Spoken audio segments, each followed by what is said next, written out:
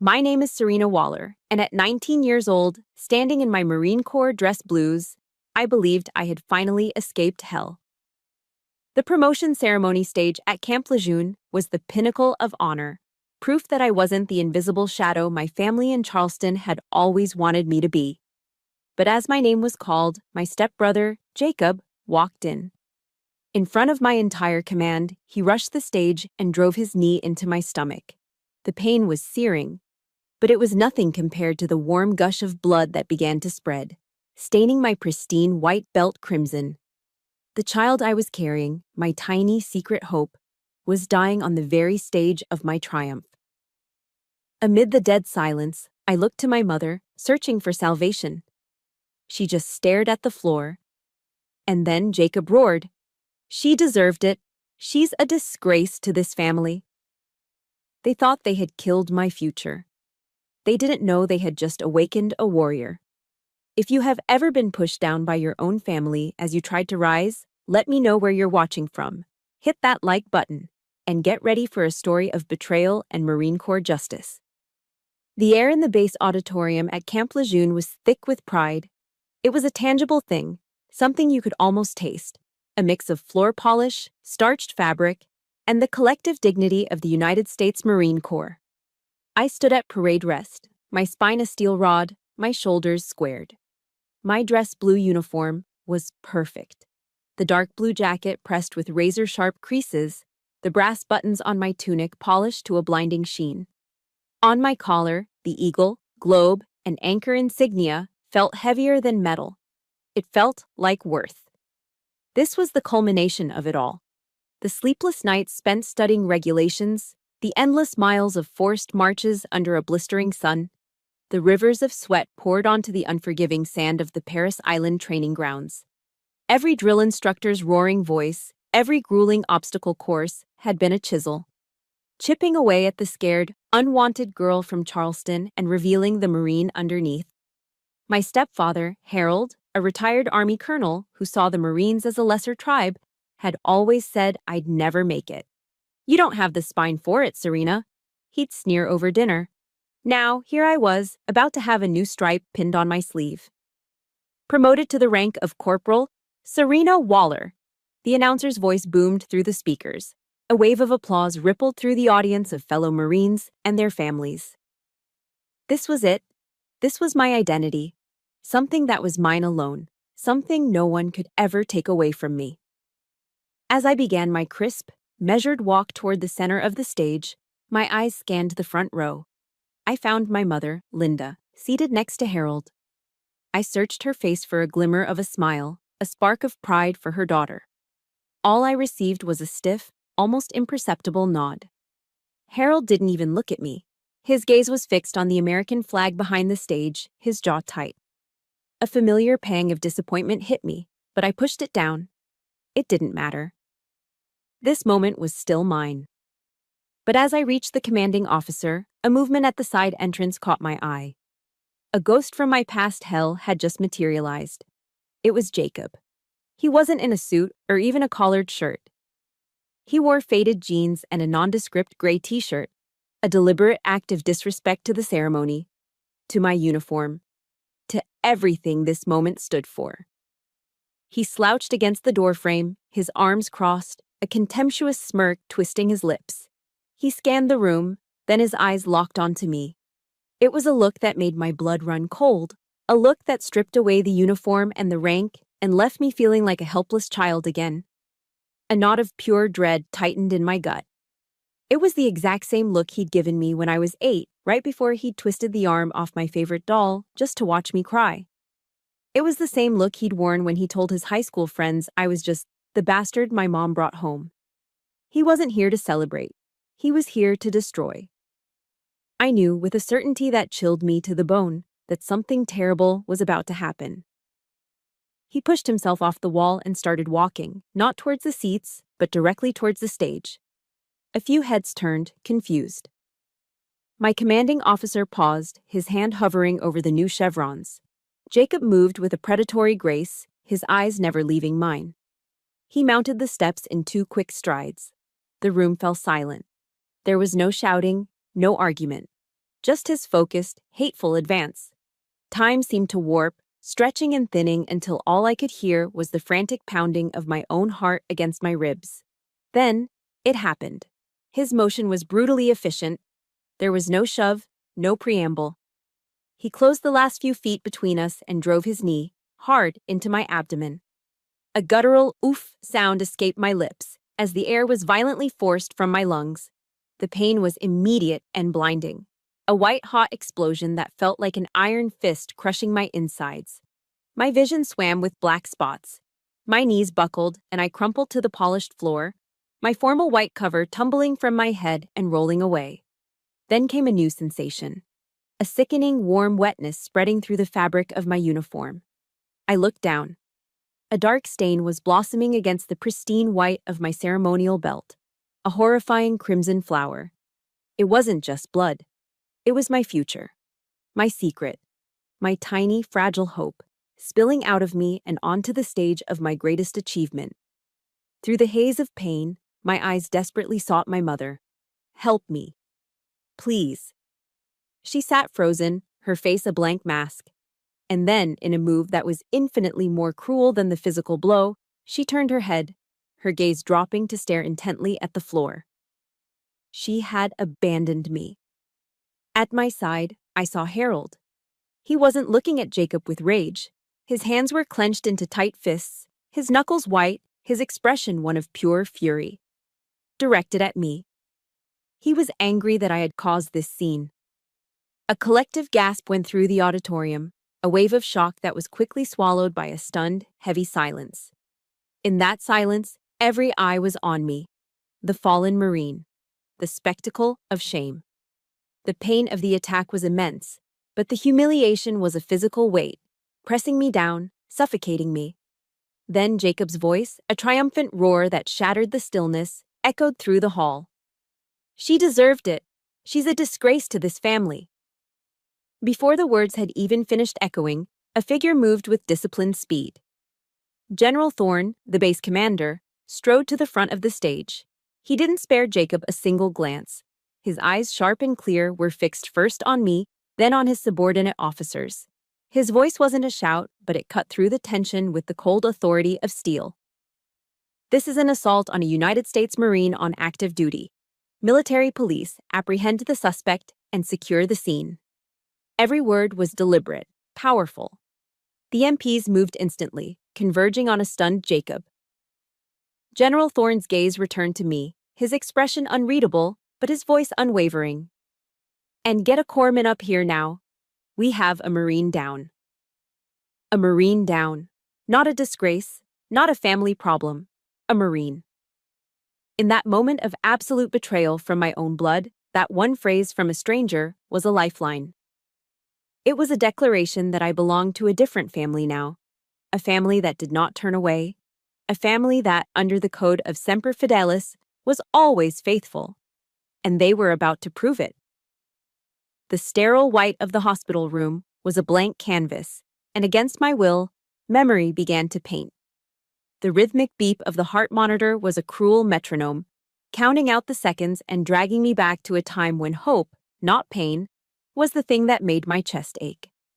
The attack on the stage hadn't just broken my body, it had shattered a lock on a room in my mind I had tried so hard to keep sealed.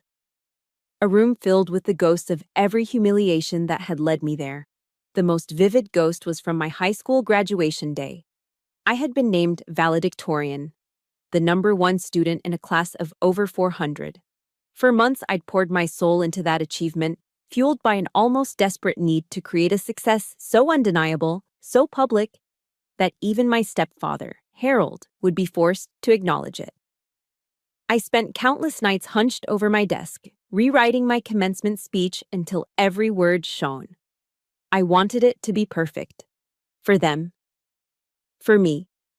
I'd used the money from my part-time job at a local bookstore to buy a simple white dress.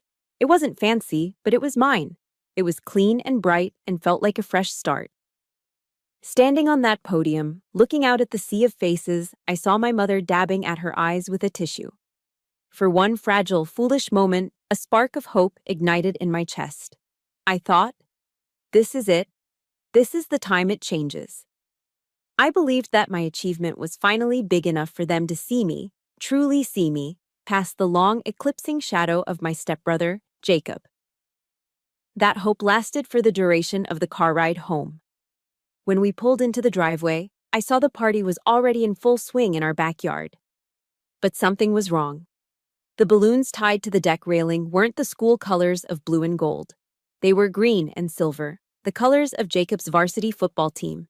A massive banner was strung between two oak trees, and in huge, professionally painted letters, it read, "Congratulations to our future champion." My heart sank.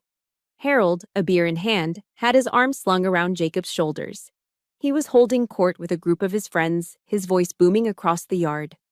"Full ride scholarship, I'm telling you. The scouts are already calling. My boy is going to be a star." All the attention, all the energy, all the pride in the yard was a vortex swirling around Jacob. And me?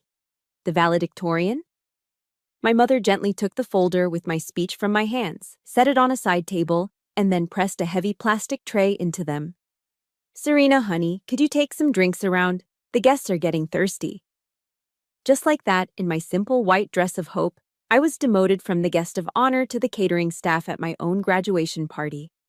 As I navigated the crowded lawn with a tray of sweating glasses of fruit punch, the cloying, sweet smell suddenly transported me to another time, another party, another, far worse, humiliation.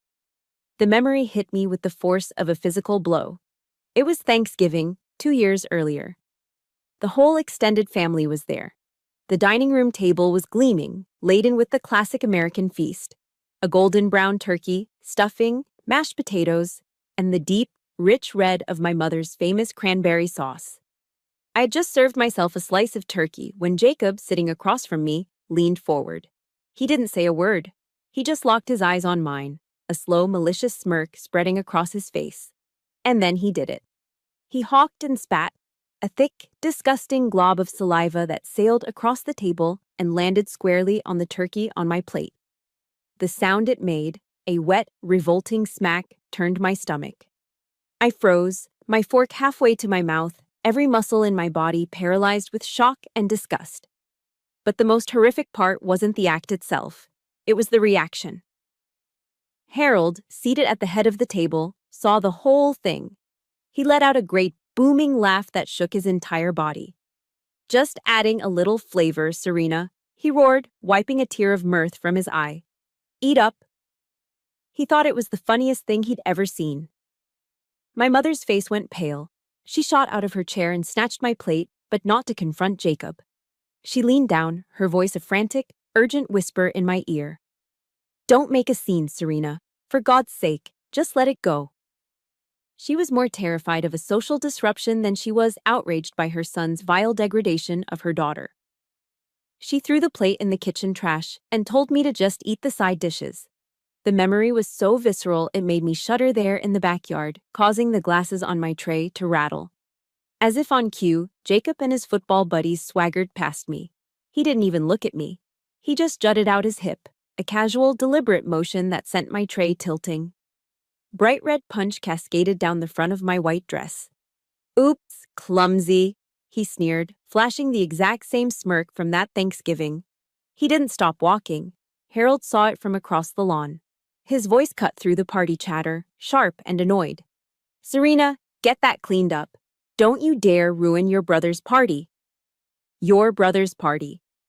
I stood there, frozen, dripping in red punch that looked like blood against the white fabric. And in that moment, I understood. The spit, the punch, it made no difference. In their eyes, I was not a person to be celebrated. I was just something to be stained, something to be spoiled, a background character whose only purpose was to make their golden boy shine brighter. The stain wasn't an accident, it was my designated place in the family portrait. If you know exactly what it feels like to have your biggest accomplishment treated like it was nothing, hit the like button for every person out there who has felt invisible. And tell me in the comments one achievement of yours that deserved a parade. I want to celebrate it with you. That night, alone in my room, I stared at my reflection in the dark window. The proud valedictorian from the morning was gone, replaced by a girl in a soiled dress. Her face streaked with tears she refused to let make a sound. The question that had been a whisper in the back of my mind for years finally screamed for an answer. Was there anywhere on this earth where I would be treated like a human being? The answer to that question was Paris Island. The bus ride to Paris Island, South Carolina, was the answer to the question I had screamed into my pillow. The air that hit me when the doors hissed open was like a physical wall, thick, humid, and buzzing with the deafening chorus of cicadas, the sound of the low country itself. Then came the human noise, the screaming. It tore through the air, raw and ferocious. From the throats of men and women in crisp uniforms and campaign hats, the legendary drill instructors. Get off the bus. You are no longer mommy's little darlings. You belong to the United States Marine Corps now. Yellow footprints were painted on the asphalt, and we were ordered onto them, our civilian lives ending the second our sneakers touched the paint. For the other recruits stumbling off the bus, wide-eyed and terrified, this was a culture shock of the highest order. For me, it was strangely familiar. I had grown up in a house of yelling. But this was different. Harold and Jacob's rage was chaotic, personal, and designed to break me down for their own satisfaction. This was structured. This had a purpose. This was not about destroying me. It was about forging me into something new. The days that followed blurred into a relentless cycle of deconstruction and reconstruction. Life became a series of motions, repeated until they were etched into muscle memory. Pre-dawn marches where the world was still gray and silent, our boots the only rhythm. Obstacle courses under a punishing sun that beat down on the back of my neck, turning the air into a shimmering haze. Hours spent in the sweltering armory, disassembling and cleaning my rifle until my hands were raw and blistered, the smell of gun oil permanently ingrained in my skin. Every muscle in my body screamed in protest. My lungs burned with every ragged breath. I was being systematically broken down, stripped of my individuality, and remade into a single, functioning part of a larger whole. There was no Serena Waller anymore. There was only Recruit Waller. The ultimate test was the Crucible, a brutal 54-hour combat simulation designed to be the final forge. With minimal food and even less sleep, we were pushed beyond every conceivable limit. On the second night, during a long, forced march through a swampy trail, my body finally gave out. My legs buckled, and I collapsed into the mud, my pack feeling like it was filled with lead. I couldn't move, I couldn't breathe, I was done. As I lay there, ready to quit, two images flashed in my mind's eye with startling clarity. Jacob's sneering, triumphant smirk as he spat on my food, and Harold's cold, dismissive eyes as he called my graduation a ruin. A surge of white-hot anger, hotter than the South Carolina sun, flooded my veins. It was a fuel more potent than any food or rest. The pain from my family was a deeper, more familiar wound than the pain in my muscles. I knew that pain. I had lived with it my whole life. This physical agony was temporary. The agony of returning to Charleston a failure would be eternal. I clenched my jaw, tasting mud and grit, and forced myself back to my feet. I hefted my pack, squared my shoulders, and kept marching. The past I was running from had just become the engine that propelled me forward. But escaping the ghosts of my family was one thing. Escaping the need for them was another. The most sacred ritual at Paris Island was mail call. Every evening, after the final formation, a drill instructor would walk into the barracks, a sack of letters slung over his shoulder. It was the one moment the constant tension broke. Recruits would hear their names, and a wave of relief would wash over their faces. They'd sit on their footlockers, some crying silently as they read words of love and support, others laughing at jokes from home. It was their lifeline to the world they'd left behind, a reminder of why they were enduring this hell. I sat on my own footlocker and watched, my heart a leaden weight in my chest. I had written 3 letters home to Charleston. Not begging, not complaining, just short factual notes about the training, about the challenges. I held on to a sliver of hope that my mother, seeing me truly trying to build a life, might send back a single line of encouragement. Anything. But my name was never called. The mailbox for Waller S. was always empty. The silence from Charleston was louder than any drill instructor's scream. It was a confirmation of my worthlessness, a final abandonment in my moment of greatest need. One evening, a tough-as-nails drill instructor, Gunnery Sergeant Reyes, a Hispanic woman with eyes that could bore through steel, noticed my solitary vigil. She'd been watching me for weeks. After mail call was over and the sounds of quiet sobbing and rustling paper filled the barracks, she walked over and stood before me.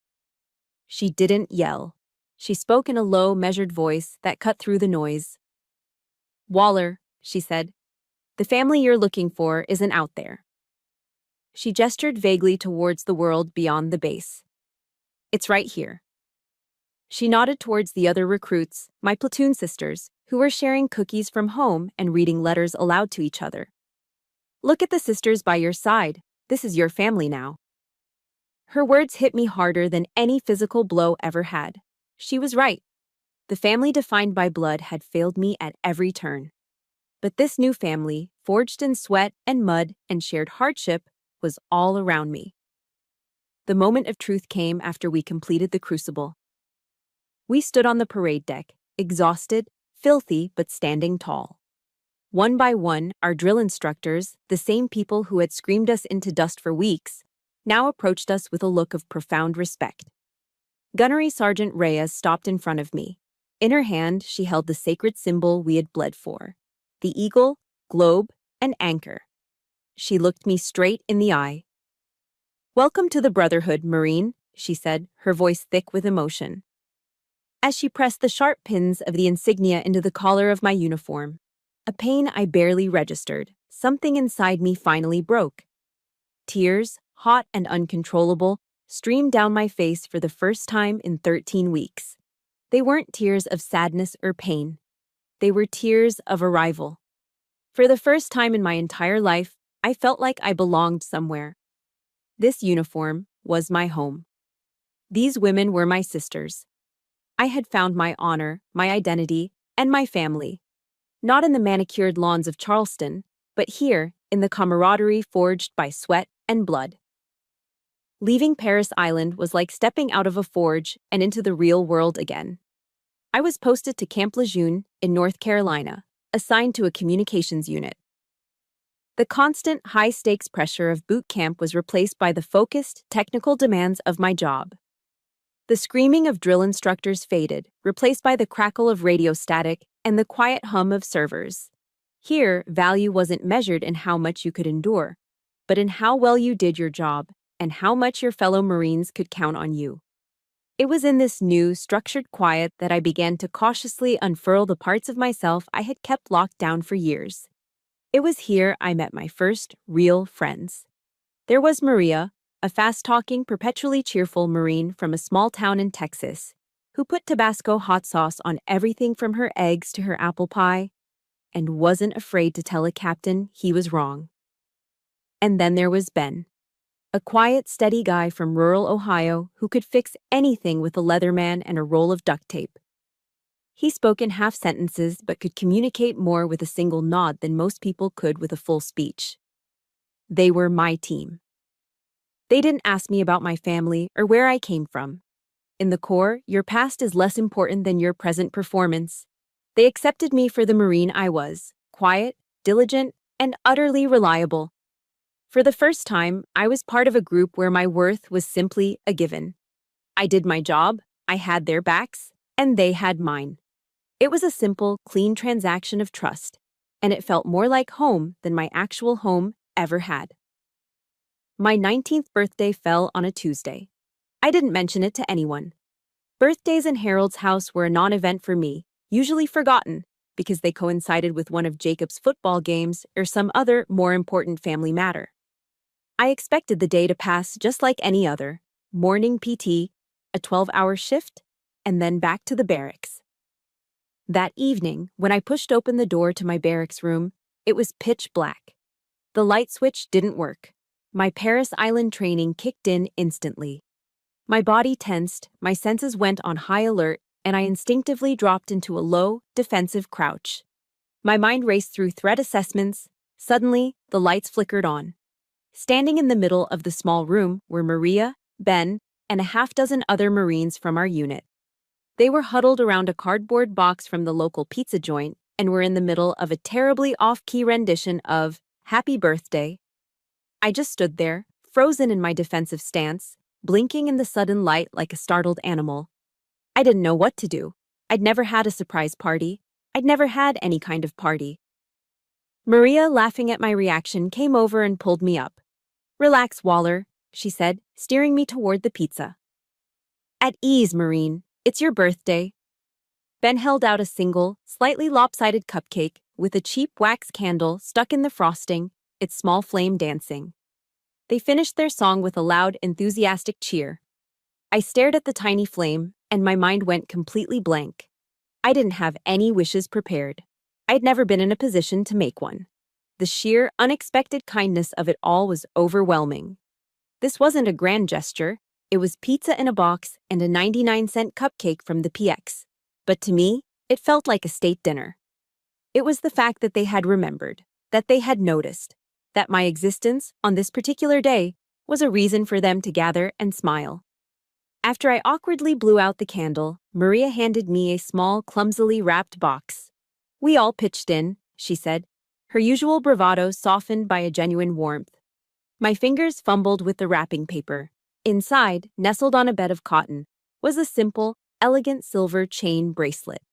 It was thin and delicate, but as I picked it up, I saw a small metal tag attached to it. Etched into the silver were two words, the most sacred words in our world: Semper Fi. "It's short for Semper Fidelis," Ben said quietly, speaking a full sentence for once. "Always faithful." Maria put her hand on my shoulder. "So you remember you're never alone, you hear me?" she said, her Texas accent thick with sincerity. "You've always got us." That's when the dam I had so carefully constructed inside me finally broke. For all the years of silent endurance, for all the tears I had swallowed, this simple act of decency was the thing that finally brought them to the surface. I started to cry, not the quiet, hidden sobs of my childhood, but deep, shoulder-shaking sobs of profound, heartbreaking gratitude. It wasn't just a bracelet. It was a promise. It was an anchor. It was the first piece of evidence I had ever held in my hand that I mattered to someone. That night, I fell asleep with the bracelet on my wrist, the cool metal a comforting weight against my skin. For the first time in my life, I felt completely and truly safe.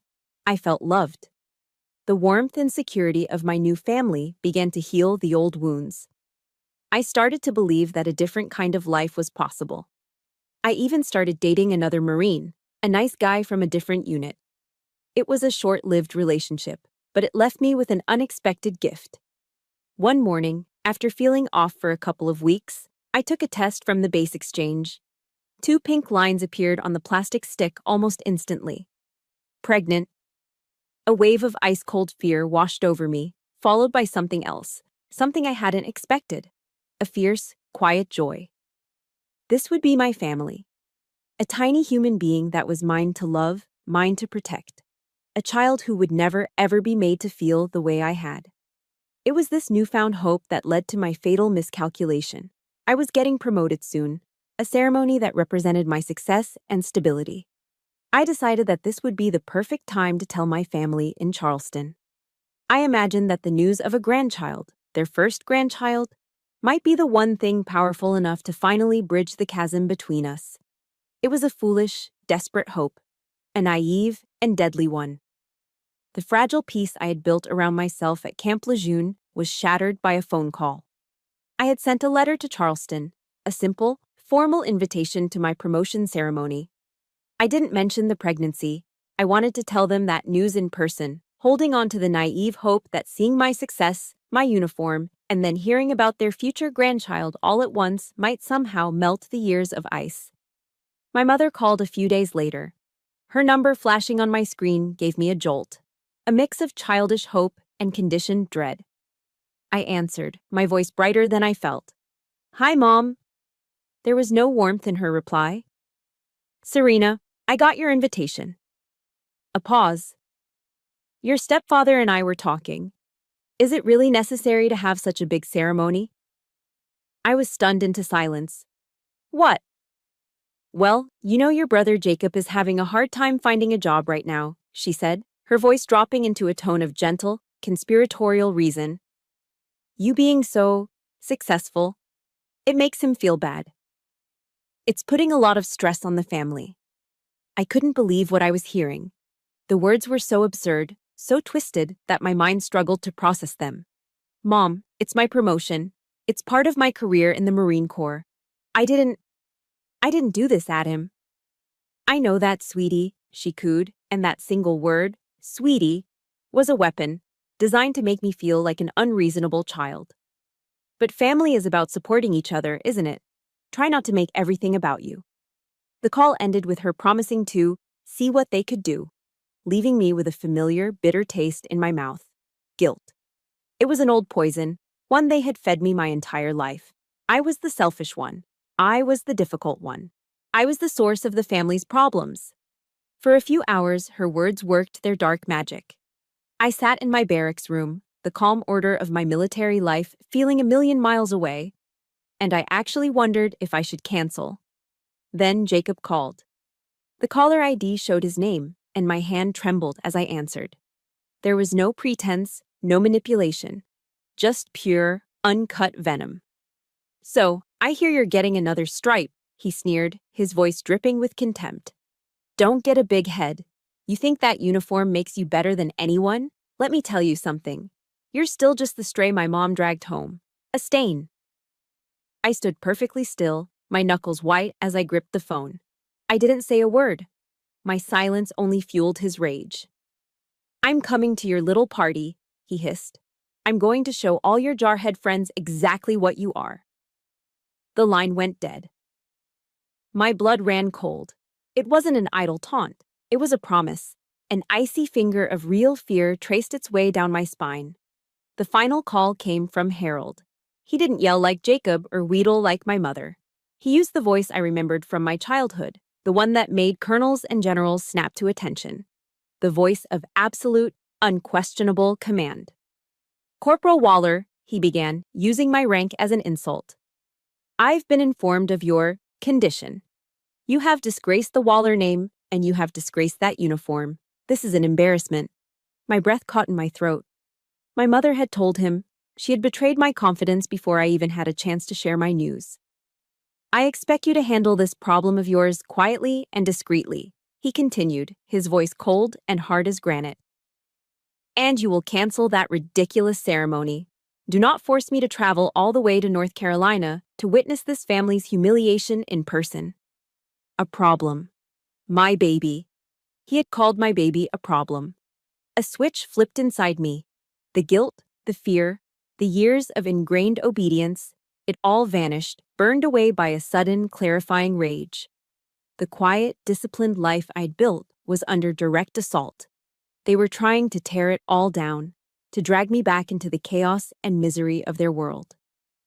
That night, sleep was impossible. The toxic words of my family echoed in my head, a three-part chorus of manipulation, hatred, and command. I sat on the edge of my bunk in the dark, the weight of their combined assault pressing down on me. I glanced down at my wrist. The silver of the Semper Fi bracelet caught the faint moonlight coming through the window. You are not alone. Maria's voice. This is your family now. Gunnery Sergeant Reyes's words. They were right. I was not that scared little girl anymore. I was a United States Marine. And a Marine never goes into a fight unprepared. My mind flashed back to a lesson from intelligence training at boot camp. Your best weapon, the instructor had said, is credible evidence. Information is ammunition.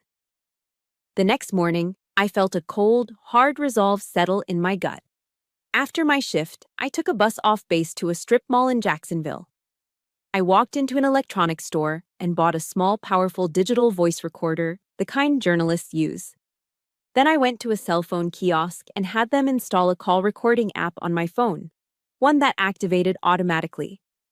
Walking back to the base, the weight of the small device in my pocket felt significant. It felt like the cold, reassuring weight of a weapon. I didn't know exactly how or when I would use this ammunition. But I knew one thing with absolute certainty. I was done being a silent victim. I was done letting them control the narrative. From this moment on, every word they used against me would be recorded. Every threat, every lie, every manipulative whisper. The war had begun. In the few days leading up to the promotion ceremony, I tried to build a wall around my mind. I focused on my duties, the familiar, grounding rhythm of work. I went to the chow hall for dinner with Maria and Ben, letting their easy banter wash over me, trying to soak in the normalcy, the simple peace of their friendship. They could tell something was wrong. My smiles were tight, my shoulders tense. Ben, in his quiet, observant way, finally broke the silence one evening over a plate of Salisbury steak. "Everything okay, Waller?" he asked, his eyes full of a concern that was all the more powerful for its rarity. I forced a shrug, pushing mashed potatoes around my plate. "Just family stuff," I mumbled, the words feeling heavy and inadequate. Maria reached across the table and squeezed my hand, her grip firm and reassuring. "Hey," she said, her usual boisterous energy softening. "You remember what we told you. We're your family here. You got us." Her words were a small shield, a momentary reprieve from the anxiety that was coiling in my gut. But even with their support, I couldn't shake the feeling of impending doom. The storm was coming. It broke the night before the ceremony. My phone rang, and my mother's name lit up the screen. I let it ring twice before answering, my heart hammering against my ribs. This time, her voice wasn't manipulative or cloying. It was raw, undiluted panic. "Serena, listen to me. Jacob is on his way there. He left a few hours ago. He's furious, Serena. Please, for my sake, call your commanding officer. Tell them you're sick. Just cancel the ceremony. Please." A cold, hard calm settled over me. The fear was gone, replaced by something solid and unyielding. "No, Mom," I said, my voice even. "I'm not canceling. I earned this." Her panic dissolved into hysterical, wheezing sobs. "Why are you so stubborn? Why do you have to be so difficult? He's your brother. He's just a little hot-headed, that's all. You're going to ruin his future. You're destroying this family." Hot-headed. The phrase echoed in the chambers of my memory, unlocking a flood of buried images. I took a slow, deep breath, the air feeling sharp in my lungs. My voice, when I spoke, was dangerously quiet. "Mom," I began, the words measured and precise. I was 14 when his hot head pushed me down a flight of stairs and sprained my wrist. I've spent 19 years being shamed and humiliated by his hot head. Right now, I'm carrying your grandchild, and you are on this phone begging me to hide, to run away, to protect the man who has threatened both me and this baby." A choked, desperate sound came from her end of the line. But he's Harold's son." That was it. That was the line. The final, clarifying truth. It wasn't about me, or Jacob, or even the baby. It was about him. Harold. The patriarch, the commander, whose golden boy could do no wrong. In that moment, something inside me didn't just break. It vaporized. The last lingering thread of hope for a mother's love, a hope I didn't even know I was still clinging to, turned to ash. There was no grief. There was no sadness. There was only the clean, cold emptiness of space, a void where a heart used to be. My voice when I spoke again was sharp and final. "Enough," I said. "I've heard enough." I ended the call. The silence that followed was absolute. I walked into the small bathroom, my movements stiff and robotic, and flicked on the light. I stared at my reflection in the mirror over the sink. I expected to see a scared, tear-streaked girl on the verge of collapse. But that's not who was looking back at me. The woman in the mirror had eyes that were not afraid. They were cold, hard, and blazing with a fire I had never seen before. Her jaw was set, her back was straight. I wasn't looking at Serena Waller, the victim. I was looking at Corporal Waller, United States Marine. And in that instant, I realized the fatal miscalculation they had all made. For years, they had treated me like prey, like a timid sheep to be herded and tormented for their amusement. They had cornered me, pushed me, and threatened me. thinking I would eventually just lie down and break. They never realized they weren't cornering a sheep. They had just backed a wolf into a corner. If you have ever had a moment in your life where you finally said, "Enough is enough," hit that like button to stand with everyone who found their strength. And if you believe I made the right choice, comment with a simple warrior below. I want to know you're with me. My hand reached for my phone, steady and sure. There was no hesitation, no second guessing. I scrolled through my contacts, bypassing Maria and Ben, bypassing everyone in my chain of command. I went straight to the top. I found the number for the office of the commanding general of the base, General Thorne. I knew it was an incredible breach of protocol, a leap over a dozen ranks. But this was an extraordinary situation. This was no longer a family squabble. This was a direct threat against a Marine on his base. I wasn't going to wait to be a casualty. I was reporting an imminent threat. The battle was coming, but it would be fought on my terms. The call from General Thorne's office came the morning of the ceremony. It was delivered by a stern-faced gunnery sergeant, and it was a summons, not an invitation. My heart hammered against my ribs. I had broken the chain of command in the most dramatic way possible. I had leaped over captains, majors, and colonels to get to the top. I walked across the base to the command building, my back ramrod straight, my mind preparing for a formal reprimand, or worse. General Thorne's office was exactly as you'd imagine, large and imposing, the walls adorned with commendations, ceremonial swords, and the proud flags of the United States and the Marine Corps. He wasn't sitting behind his massive mahogany desk. He was standing by the window, looking out over the parade grounds. He turned as I entered, and his expression wasn't angry. It was serious, unreadable. He gestured to one of the leather chairs in front of his desk. "Sit down, Corporal." I sat, my hands clasped tightly in my lap to keep them from shaking. "Corporal Waller," he began, his voice calm and even. "Report." It wasn't a question. It was a command. And my training took over. All the fear and emotion drained away, replaced by the focused clarity of a mission briefing. I delivered the report concisely, factually, without a tremor in my voice. I detailed the history of abuse, the pattern of manipulation, and the direct threats that had been made against me and my unborn child. I spoke not as a daughter, but as a Marine, reporting a clear and present danger. When I finished, the room was silent. General Thorne hadn't interrupted once. He had just listened, his gaze unwavering. "I have the recordings of the most recent calls, sir," I said, my voice steady. He nodded. "Proceed." I placed the small digital recorder on the polished surface of his desk. The wood felt cool and solid beneath my fingers. I pressed play. The toxic voices of my family filled that sacred space. Jacob's snarling hatred, Harold's cold, dismissive command, my mother's manipulative sobs. The general stood motionless, his hands clasped behind his back, his jaw tightening with every recorded word. The contrast between their chaotic cruelty and the quiet dignity of his office was staggering. When the last recording clicked off, the silence returned, heavier this time. General Thorne walked back to the window, his back to me. For a long moment, he said nothing.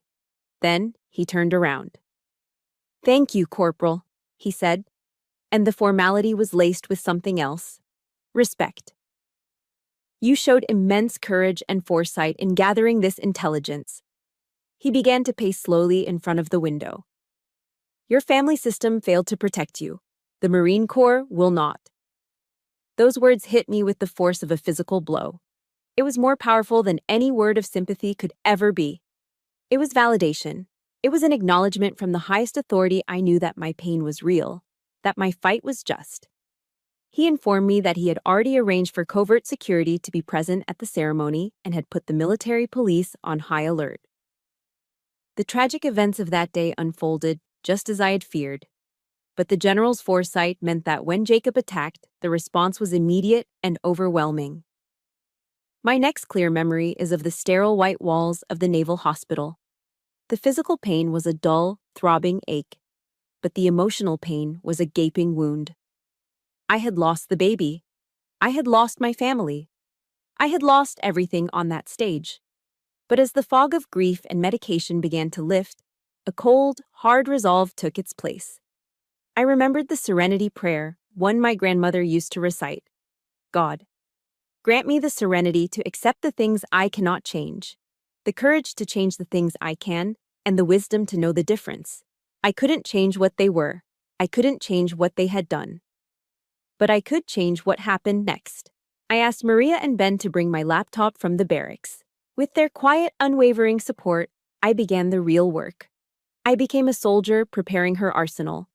I spent hours listening to the recordings again, but this time I wasn't a victim reliving the trauma. I was an analyst, a detective. I transcribed every call, timestamping each threat, highlighting every admission of past abuse. The process was agonizing. Every word was a fresh cut. But with every piece of data I logged, a sense of control began to seep back into me. I was no longer drowning in the chaos of their abuse. I was mapping it, defining it, turning it into a weapon. I wrote a detailed, chronological statement documenting every incident I could remember, from the broken doll to the spit on my Thanksgiving plate to the stolen graduation party. I transformed the messy, chaotic pain of my past into a structured, orderly case file. My grief was the fuel, but discipline was the engine. A few days later, General Thorne came to visit me in the hospital. He wasn't alone. With him was a woman in the crisp uniform of a Marine captain. Her collar bore the insignia of the Judge Advocate General's Corps, the JAG. She was sharp, with intelligent eyes and an air of confidence that was both calming and formidable. "Corporal Waller," the general said, "this is Captain Jessica Morales. She's one of our finest prosecutors." He paused, then added, "She requested to take your case personally." Captain Morales stepped forward and offered a small, knowing smile. It wasn't a smile of pity, it was a smile of understanding. "Serena," she said, dropping the formalities and making it clear this was more than just a case, "I've been where you are. My family didn't believe me either." She looked me straight in the eye, and in her gaze I saw a reflection of my own fire. "We're going to win this fight. Not as a lawyer and a client, as Marines." The court-martial was held in a formal, sterile room on base that smelled of old wood and institutional polish. It was a space built for cold, hard facts. An American flag and the flag of the Marine Corps stood proudly in the corner, their colors a stark, solemn backdrop to the drama about to unfold. I walked in, flanked by Captain Jessica Morales, my own posture mirroring the rigid straightness of the flagpoles. Across the room, I saw them. Jacob was at the defendant's table, dressed in an expensive-looking suit, a smirk playing on his lips. He looked confident, almost bored, as if this were just an annoying administrative hurdle. My mother and Harold sat in the front row of the gallery. Harold sat stiffly, his face a mask of indignation. My mother wouldn't look at me. She just stared at her own hands, twisting them in her lap. I took my seat next to Captain Morales. I was wearing my service Alpha uniform, the green jacket and khaki shirt, a suit of armor I'd earned. I felt its weight on my shoulders, a reminder of who I was now. I was not a cowering victim. I was a witness. I was a Marine, ready to perform my duty. Jacob's civilian lawyer, a slick man with a gold watch, began his opening statement by painting a picture of me as an unstable, dramatic, and promiscuous young woman. He implied my pregnancy was the result of carelessness and that I was an attention seeker, prone to exaggeration. He was trying to build a narrative where I was the problem, the agent of chaos in an otherwise respectable family. When it was my turn to take the stand, he came at me with a barrage of carefully worded questions designed to trip me up. "Corporal Waller, isn't it true you had a contentious relationship with your family?" "I would describe it as abusive, sir," I answered calmly, my voice even. "And this pregnancy," he said, gesturing vaguely. "It wasn't from a long-term, committed relationship, was it?" "No, sir." "So you were emotional. Unstable, perhaps, after the relationship ended?" "No, sir. I was pregnant, and I was assaulted by your client." I answered every question with the same direct, factual simplicity. I refused to let him twist my words or lead me down a path of emotional speculation. I stuck to the facts, just as Captain Morales and I had rehearsed. This was a battlefield of words, and I would not give him an inch of ground. The tide began to turn when Harold was called as a character witness for Jacob. He walked to the stand with the unshakable arrogance of a man used to being the most powerful person in any room. He introduced himself as Colonel Harold Waller, United States Army, retired. He spoke glowingly of Jacob's athletic prowess and leadership potential. He painted me as a difficult, resentful child who had always been jealous of her brother. During cross-examination, Captain Morales was masterful. She approached him with deference. "Colonel Waller, thank you for your service. As a retired officer, you understand the importance of integrity and honor, correct?" "Of course," he boomed. "And you would agree that making a threat against a service member is a serious offense?" "Naturally." "Then why?" Captain Morales asked, her voice still respectful but with an edge of steel. "Did you call Corporal Waller and order her to handle the problem of her pregnancy and cancel the ceremony, a direct attempt to intimidate a witness and cover up a threat?" Harold's face turned a dangerous shade of purple. "I have no idea what you're talking about," he blustered. "Don't you?" Captain Morales said, turning to the panel. "Permission to play audio evidence file 3, Your Honor." The decisive blow, however, came when I was recalled to the stand. Captain Morales's questions were simple. "Corporal Waller, did your family contact you in the days prior to the ceremony?" "Yes, Captain." "Did they pressure you to cancel the event?" "Yes, Captain." "What did they say?" Jacob's lawyer shot to his feet. "Objection! Hearsay!" "Your Honor," Captain Morales said smoothly, "it's not hearsay if we have it on tape." She nodded to the tech sergeant. And then the secret weapon was deployed. The recordings. Jacob's hate-filled voice, snarling that I was a stain and promising to expose me, echoed through the silent courtroom. Then came Harold's cold, commanding voice, calling my baby a problem and demanding I cancel the ceremony. And finally, my mother's tearful, manipulative pleading. The raw, undeniable toxicity filled the air, a poison cloud that choked out all of Jacob's lawyer's carefully constructed lies. I watched Jacob's face. The smug confidence drained away, replaced by a pale, slack-jawed shock.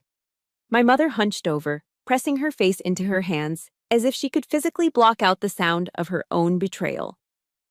The final witness was General Marcus Thorne. He took the stand with the quiet, immense gravity of a 4-star general.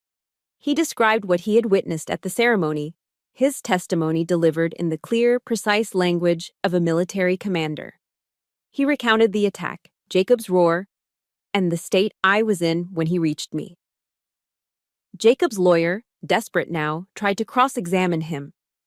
"General, isn't it possible you misinterpreted a simple family dispute?" General Thorne fixed the lawyer with a look of pure ice. "Counselor," he said, his voice low but carrying to every corner of the room, "I have served for 30 years in this corps. I know an assault when I see one. And what I saw on that stage was one of the most cowardly and dishonorable assaults I have ever had the misfortune to witness." His words landed with the finality of a guillotine. You could feel the entire case collapse. The panel of officers deliberated for less than 20 minutes. The foreman, a stern-faced colonel, stood and delivered the verdict. "On the charge of assault, this court finds the defendant guilty." The gavel slammed down, the sound cracking like a rifle shot in the silent room. Jacob crumpled in his chair, a strangled, guttural sob escaping his lips. My mother wailed. I didn't feel a surge of joy or triumph. There was no victory parade in my soul. There was only a vast, quiet, and profound sense of relief. The nightmare, at last, was over. There was no celebration after the verdict. No triumphant dinner, no popping of champagne corks. I walked back to my barracks room, the silence of the empty space wrapping around me like a heavy blanket. The war was over. I had won.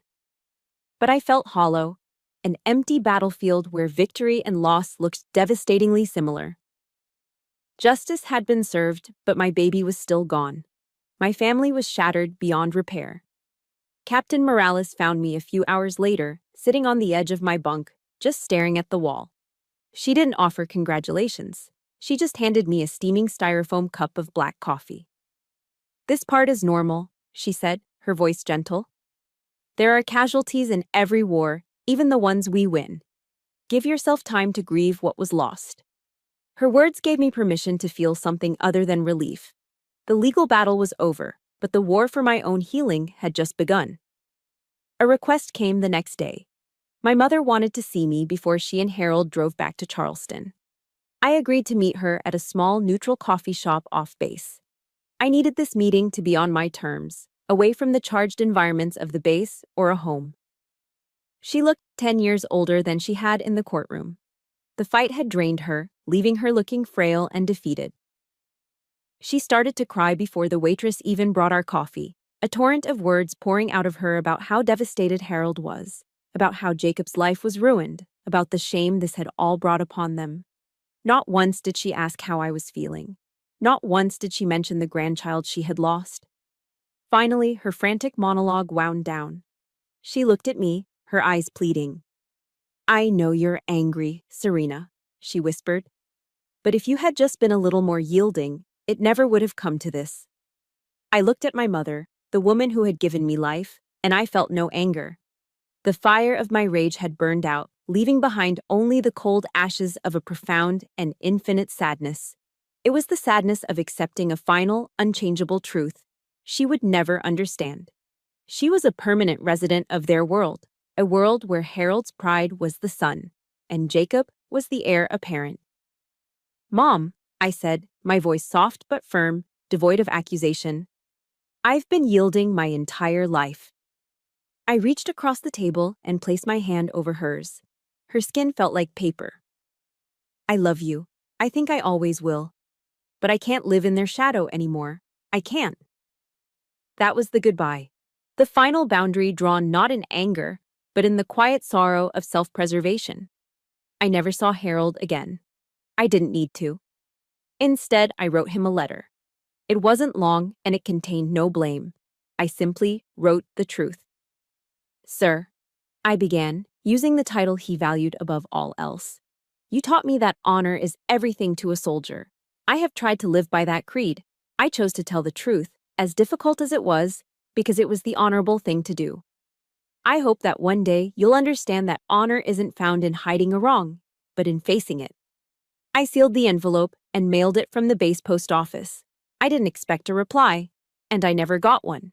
It wasn't for him. It was for me. It was the final act of closing a door, my own declaration that I was reclaiming the definition of honor for myself.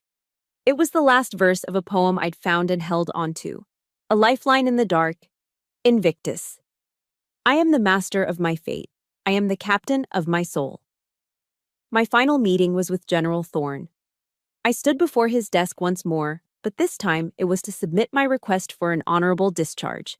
He reviewed the paperwork, his expression unreadable. Then he looked up at me, his eyes filled with a deep, paternal understanding.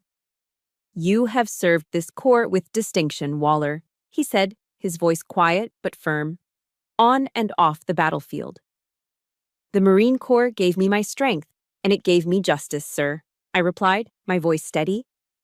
"Now I need to find my peace." He nodded slowly. "Go find it, Marine," he said, the words both a release and a blessing. "You've earned it." Walking out of his office and into the bright North Carolina sun, I didn't feel like I was quitting. This wasn't a retreat. It was a conscious choice. For the first time, I wasn't running from a painful past. I was walking toward an unknown future. A future that wouldn't be defined by a uniform, or by a family's expectations, or by the ghosts of what I had lost. It would be a future I would build myself, one quiet day at a time. I moved to Arlington, Virginia. It felt right, being close to the heart of the nation I had served. I rented a small apartment with a balcony that overlooked a quiet, tree-lined street. The peace was a stark contrast to the rigid order of the barracks and the suffocating tension of my childhood home. It was a blank slate. My mornings began with a run. Not the forced, grueling marches of Paris Island, but a quiet, solitary jog through the dew-kissed parks of a city waking up. I ran not because I was ordered to, but because I loved the feeling of the cool air on my face, the steady rhythm of my own feet on the pavement. I was reclaiming my body, not as a weapon, but as my own. I found a profound peace in simple, daily routines. The rich aroma of brewing coffee, the quiet rustle of pages in a book, the silent respect of visiting the city's monuments. One crisp autumn afternoon, I took the metro to Arlington National Cemetery. I walked for hours among the endless, uniform rows of white headstones, each one a testament to a life of service and sacrifice. The scale of it was humbling. Standing there, surrounded by the quiet dignity of the nation's heroes, I felt a sense of honor that was purer and deeper than any I had known before. I wasn't there as a Marine. I was there as a citizen, a survivor, paying my respects. I found a quiet, sun-dappled patch of grass, and I placed a single white rose upon it. It was a silent, private farewell to the child I never got to meet, a final acknowledgement of a life that was, however brief, a part of my own story. Captain Morales had given me a parting gift before she was reassigned, a phone number for an organization called The Mission Continues, a nonprofit that helps veterans find new purpose through community service. On a whim, I called. I started volunteering, just doing administrative work, filing papers, and answering phones in their DC office. I didn't talk about my past, I just wanted to be useful. The office ran a support group for female veterans who had experienced trauma.